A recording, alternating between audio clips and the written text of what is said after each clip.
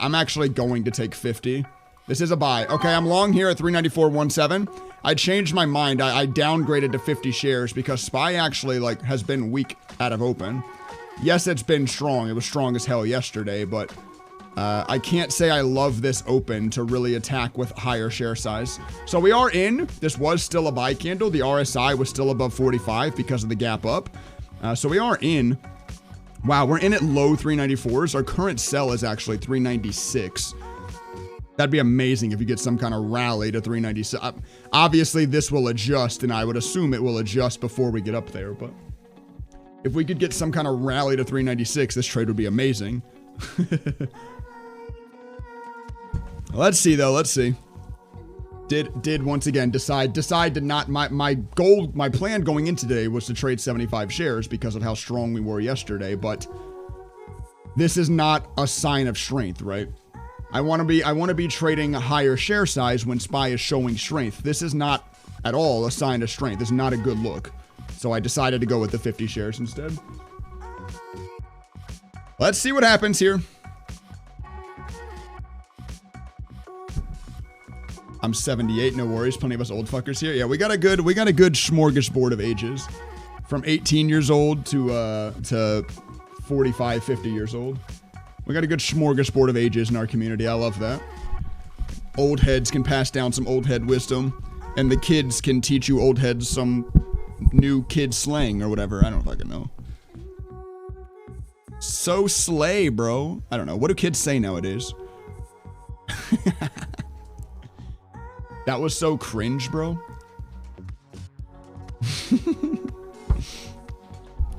Probably don't even say bro anymore.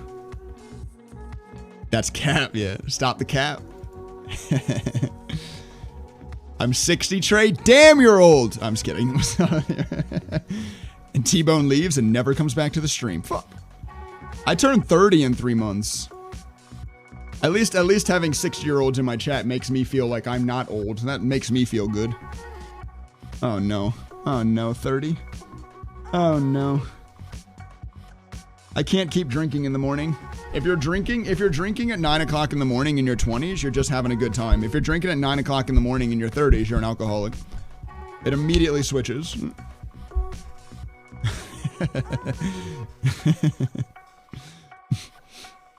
What EMAs are you looking at? Just the 15. This blue line here is the 15 EMA. These other lines aren't EMAs. These are a price channel.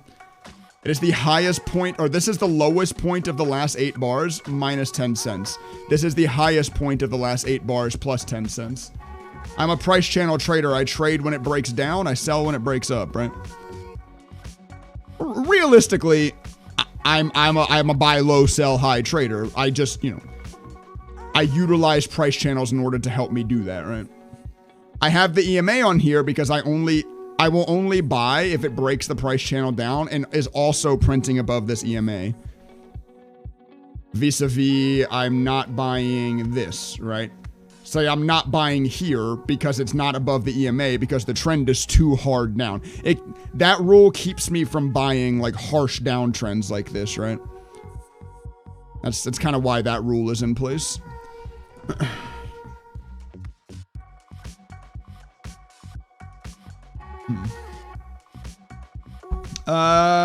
So after this big red candle, you don't love to see it holding here. Looks like it wants to continue, in my opinion. Just got a big red candle. Oh, look, as soon as I open my mouth, it continues. I mean, at least I called it. Yeah, after a big red candle, if you're not getting an immediate bounce, it looks like it's about to continue, right? That was funny. The second I said it, it continued to lows. Buy high, sell low, yeah.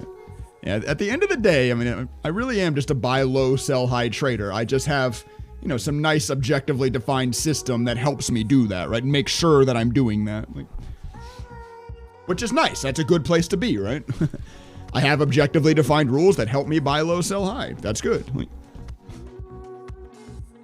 We day drink now more that my kids are aged out. True, yeah. After your kids move away, you guys get the house back to yourself. It's like, wait, it probably feels like you're in college again. It probably feels like when you went to college and you got that independence for the first time. It probably feels like that again when your kids move out and it's just your wife and you in the house again for the first time. In what, 18, well, 20 some years, depending on how many kids you have, of course, but, and when they move out. It's like, wait a second, we can do what we want again. Oh, shit. Oh. Little fake out there, Spy? Look at that. Dude, I'm telling you all, Spy loves fake outs. My strategy is predicated around fake outs, right? Buy when it breaks down and sell when it breaks up. My whole strategy is predicated around Spy fake outs. Look at this. It just broke low a day and then immediately ripped. Spy destroys chasers, bro. Anyone that's like, oh, I'm gonna short. Yes, Spy low a day. Okay, shorting. Oh, fuck. Spy wrecks chasers. Oh my God. We're up 50 bucks in this trade, by the way. Are we actually gonna go? I mean, we're still a point away from our exit because we're looking for so high up. Whoa. Shrek candles, yes, sir. Hello. Little Spy fake out. Things you love to see when you're in a long position, of course. We're still nowhere near our sell. We still got a ways to go. Okay, this bar, it stays the same, but the next bar we drop down, we'll start to base off of this bar instead.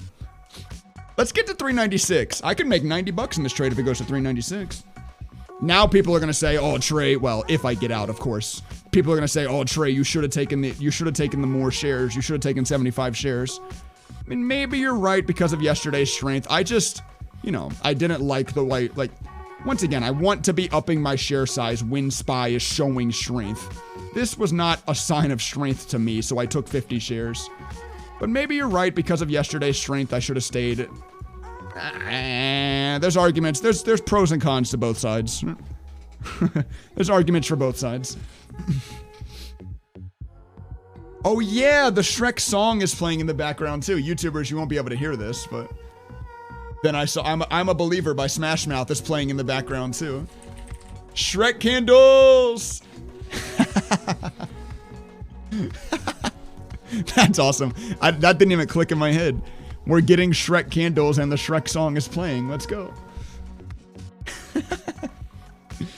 Oh, I'm totally putting Shrek in my YouTube thumbnail. If I win this trade. No. Today's, don't jinx me. The Cliffords are not coming. Don't jinx me, today's top story. Come on, let's get to 396. Well, there's only 30 seconds left in this candle now. The sell condition's about to move down to 395 and a half, just under. Hey, I'd still be quite okay with that. Getting in at 394.17, out at 395 and a half. I'd still be well okay with that. Let's go. We're up a point in this trade right now. We're up 50 bucks in the trade and 50 shares, obviously. P&L on the day down there in the bottom left at 65 because of our Google short put and our overnight short. We lost $30 in our overnight short, but the Google short put making us some money. All right, sell condition is now 395.47. We're close. 20 more cents. Shrek, get me there. Oh, what a trade. Get me home. Get me home. Oh, no. I stood up. I'm going to jinx it now. It's 10 cents away. I'm not going to touch it. I'm not going to exit early. Hands off. Just such a sick trade if it can get there. Oh, no. Oh, no. This is my most stressful part of the trade when it's like right at my exit. Because it's like, oh, should I just exit? Should I just exit? But I really want to get better at not exiting. Even 10 cents early, not exiting. Like, I really want to let it get there. Come on, Spy. Get me home. Get me home in this trade, baby. Focus. We need more Shrek candles, chat. Chat, bring me your green candle energy. I need Shrek emojis all over my screen right now. Get there! Oh.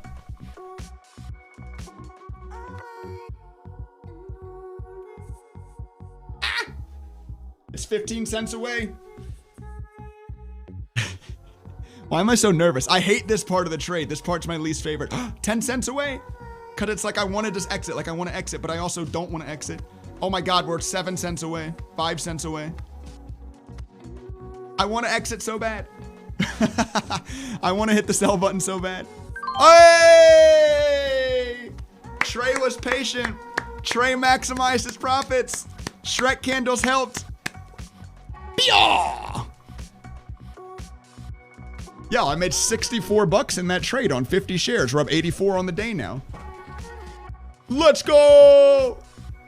Shrek, Shrek, Shrek, Shrek, Shrek. Hey, YouTubers, if I don't take another trade, happy Veterans Day. Thank you to all the vets out there.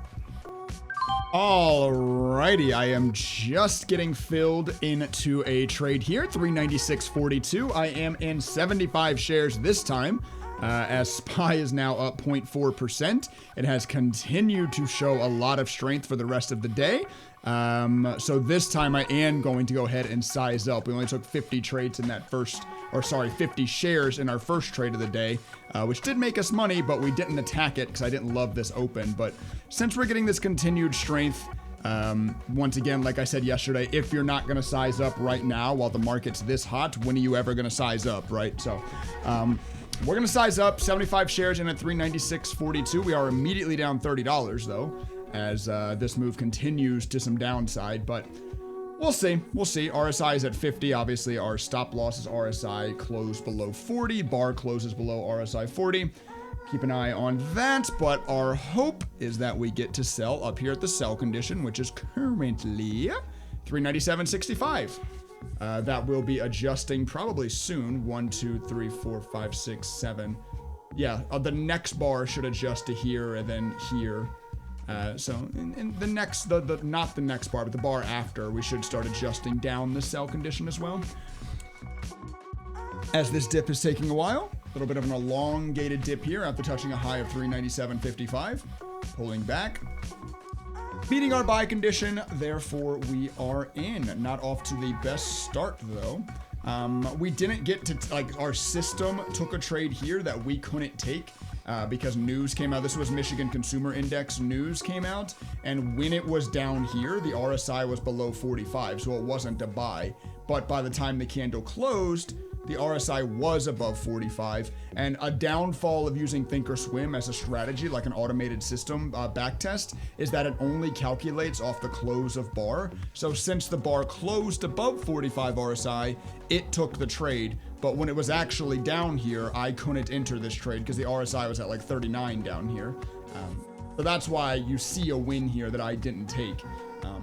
And yes, that happens, but I don't think of it as a big deal. I just think of it as when doing my back test, there's gonna be trades that I can't take, but it doesn't mean that like the win rate or the fact that it's profitable is thrown off at all. I mean, I can see that to my journaling too. I'm obviously making money. It's another important reason why you don't just back test it and trade. You have to journal and make sure it's actually working too, right? But it just means I can't take as many trades as the system takes, but the ones I take are still profitable. So I don't see that as a big deal when it happens. It does happen. Stuff like that happens every now and again. It's also not super common. It's pretty rare that happens. So, by the way, I'm sitting here rambling about my strategy. We are back to break even in this trade.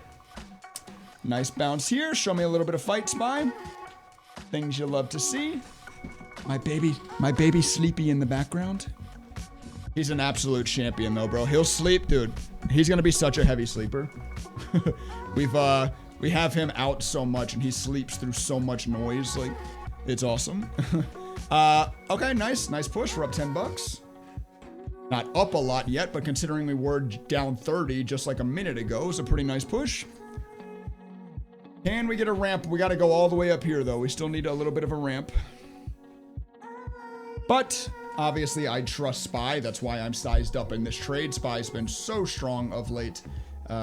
With the inflation numbers coming in at 7.7 yesterday. Still very high. I want to talk about this too for a second.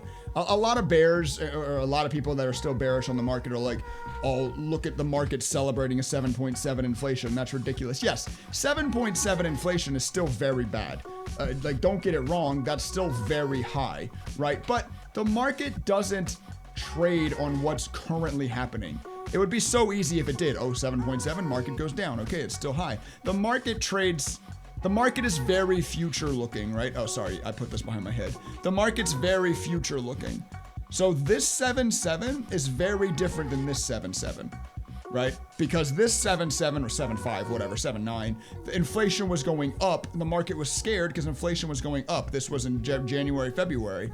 This is the start of the bear market. Now, inflation has come down from 9.1, the last 4 reports. We're now at 7.7. This is a much different 7.7 inflation, right? This is a coming down 7.7 inflation. Yes, 7.7 inflation still sucks. That's still very high inflation numbers, but what the market cares about is that it's on the way down. The market is once again future looking. So it's assuming, and if we look historically at this same chart, once if inflation spikes, once it starts coming down, it comes down with quickness, right? Spike down, spike down, spike down, spike down, spike down, spike. And now that we're getting kind of the start of this down move, I think it's being assumed, well, I know it's being assumed that inflation's about to down, like get crushed. I mean, historically is what's been happening. So, and that's what the market is trading off of. The market is trading off of that expectation that inflation is about to come back down to around 2%, 3%, you know, whatever is manageable. The Fed keeps saying that their goal is 2% inflation. And because of that, we're assuming that the market is assuming that the Fed is going to pivot, right? Slow down raising interest rate changes. And if that happens, that's good for equities. That's good for underlying equities. Raising interest rates is also bad for equities because it makes money more expensive, which hurts the bottom line of companies. So if we can pivot away from that, if you hear people talking about Fed pivot, what they're talking about is pivoting from raising interest rates at a clip of 75 basis points every meeting to something that's smaller. And inflation is a leading indicator to that, right? Because the goal of raising interest rates is to get inflation to come down. So if we see inflation coming down, that's a leading indicator to a pivot. But Trey, we haven't pivoted yet. The market's still bearish. What's the whole theme of this conversation? The market is very future looking, right? Inflation coming down is a leading indicator to the pivot, which is why why the market is reacting the way it is. I mean, look. This giant day yesterday and then the start of one today as well, you know. That's why all this is happening. So a little bit of extra information in there for you. Look at that. I can throw a little bit of teaching into live day trades too. Hopefully that made sense. As with any video I post, if you have questions, put them in the comment section down below. I do read my comments and answer any questions in the comments. So while on that rant, SPY did roll back over. We are back down $22. Does it want to get going here, does it? Talking about how bullish it is, but still, nothing goes straight up, nothing goes straight down, right? Just like even during this down move that we've been having since the start of the year, we've had huge up moves too. You know, when the markets do come back, and I've made my bold prediction that the bottom is in. It's a bold prediction. Maybe I'm wrong, but I've made my bold prediction that the bottom is in. So even if we do go up from here, you know, there's gonna be red days. There's gonna be multi-day, maybe even multi-week pullbacks along the way. What matters is you go up over time, though. Right? Kind of like your own personal P&L. You're gonna have red days. You're gonna have red weeks. You're gonna have red months. What matters is you go up over time, right?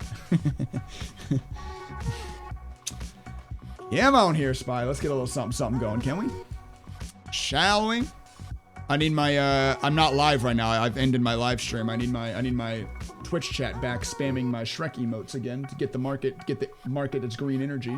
Shrek candle energy here. If you were confused about that, it's an inside thing, I guess, over on Twitch. By the way, come join us over on Twitch. Come join the inside jokes. But we have an emote we call green candles Shrek candles and red candles Clifford candles, and we have emotes over there for each one of those. We try to have fun. We try. You gotta try to make trading as fun as possible, right? Because inherently, other than the fact that there's money flying around, I guess inherently that is entertaining. But you know, watching a stock chart numbers bouncy isn't like all that fun. So you know, I try my best to make it a little bit of fun. You know, I want to give you guys a reason to want to watch, right? Not just fall asleep like, stock, the stock is going up. Okay. Oh god. Oh, the stock went down. Oh, green candle. Yeah. Yes, I'm wearing the same hoodie I wore yesterday. I don't want to talk about it. It's a hoodie. How long do you guys wear hoodies? Like I'll wear a hoodie for like a week and then I'll wash it. Like it's a hoodie. have to wash a hoodie every time you wear it, right? That seems ridiculous. We're back green in this trade. PL open is here. PL day, we're up $70 on the day from day trading. We are up $106 on the day overall. We did lose $30 in the overnight short, but our Google short put is up 66. By the way, look, our Google short put is now green. The put we are in, we sold a $224 premium. We're up $135 on that. We're up like 65%, something like that. That's quick math in my head. Something like 65% we're up on this Google short put now. And by the way, I finally did, here, I don't want to take up the whole screen, but I finally did compile my chart that I wanted to make to kind of show my Google wheel. So I've sold a put at 240 on a 1020, well, it expired 1021. I collected 197 from that. I sold another put, collected 106. I actually sold this one or exited that one the day before earnings. So I wasn't holding a short put through Google earnings, which was really good because Google tanked on earnings. So on those two, I am up, my option profit is $303. I used that $303 that I've made from selling options on Google to buy 3 shares of Goog. So I've got these shares for essentially free. Once again, not free. I had to trade for them, but the goal of this Google wheel strategy, and I am going to make a video, I keep saying this, but eventually I will make a video that goes more in depth on this. The whole point of this wheel strategy is to sell options to generate shares, right? So that's what I'm doing. Right now, my share average cost is 101, and Google's price as of yesterday was 94.17. So my total profit was 279. And this is just since 1021, right? This is less than a month. I'm up $279, and that's not counting. I won't put in the amount I collected until I exit. And I'm currently up another $137 in my PL open right now. So it's going well. The Google wheel option strategy is going well. Not to even add to that the first time I sold a put, I was comfortable buying Google at 96. Now I'm comfortable, I didn't because it didn't expire below 96. I got to collect my premium. Now I'm down to being comfortable to buying Google at 92. Like, it's also like where you want, like you're kind of following the stock down too instead of getting in while it tanks. So it's going very well. Anyway, also speaking of things going very well, so is this trade. We're up $30. We're up $100 on the day, well, 95 on the day, just day trading now in 2 trades, which is pretty awesome. Of course, it doesn't matter yet.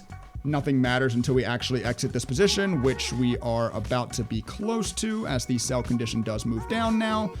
All right, get out. 396.95, and we are... I want to be patient. I've tried so hard to be patient. This is the hardest part of trading for me. Woo! Dude, whenever we get right against that sell, I just want to hit flatten 3-4 cents early. I just want to sell early, that 3-4 cents. But hey, both trades today, I haven't done it. I'm proud of myself. Very nice win there. 75 shares. We attacked it with we raised our share size. We attacked it. Market strong. It's time to up the share size and attack. We're up $104 on the day. Just day trading puts us up 150 on the day, 148.87 on the day in total with the rest of our other 2 strategies as well. So, dude, this week has been going amazing. I think just about every day this week I've been up triple digits. And yes, okay, I'm watching this guy and he's up $150. Who cares? I can go watch XXX and he'll be up $5 grand today. But remember the beginning of this year, just earlier this year, I was stoked if I made $30 in a day. I was so, like, if I had a $30 green day, I was stoked. I couldn't even imagine a $150 day. Now $150 days are becoming regular for me. These are becoming normal for me, $150 days. So yes, I understand it's okay, $150. Who really gives a shit, Trey? But you got to think of your own journey. Think of the growth I have made just personally this year. And that's how I want you all to think too. People watch these people make thousands of dollars. First off, they also probably have a lot more money than you. They're probably trading 400,000 or 500,000, if not multi-million dollar accounts. When they have more money, remember, I'm trading a $28,000 account. If they have a lot more money, of course they're making more money. But also, think of your own journey. I was making $30 the start of the year. Now I'm making $150. Be excited about your own journey. I'm very excited about mine, and we'll see where it continues to go from here. Make sure you subscribe to the channel. See where it continues to go from here. Anyway, stop ranting. I think that's gonna be the last trade of the day for the video because it's only 11 o'clock. let's call it the last trade of the video because I got to get these videos out by closing bell. So I got to start working on it. So with that being said, hit like and subscribe. I'll see you all. It's the weekend. Happy Veterans Day again. Any vets that served out there, thank you for your service. I will see you all on Monday for another live day trade recap. Thanks, guys.